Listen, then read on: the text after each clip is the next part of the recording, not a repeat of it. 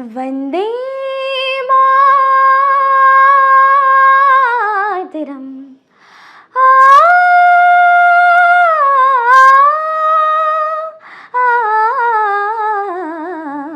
आ, सुजलाम सुफलाम मलयज शीतलाम शस्य श्यामलाम मातरम वंदे सुजलाम सुफलाम मलयज शीतलाम शस्य श्यामलाम मातरम वंदे मातरम।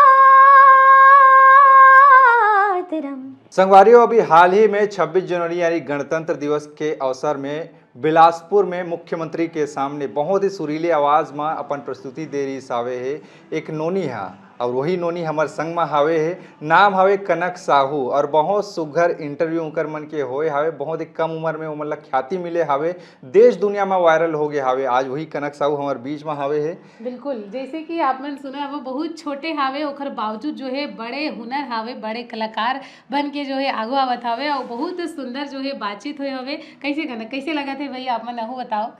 बहुत अच्छा लगा था। सबसे पहले तो आप सभी मन ला मैं बहुत बहुत धन्यवाद देता हूँ कि आप मन हा सिर्फ 3 दिन में 30 मिलियन क्रॉस कर दे हो, और आप मन के बहुत ज़्यादा प्यार और आशीर्वाद मिले थे।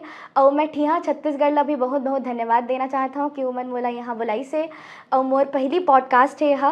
तो मैं आप सभी मन ला आग्रह करता हूँ कि ज़रूर ये वाले पॉडकास्ट ला आप मन देखो।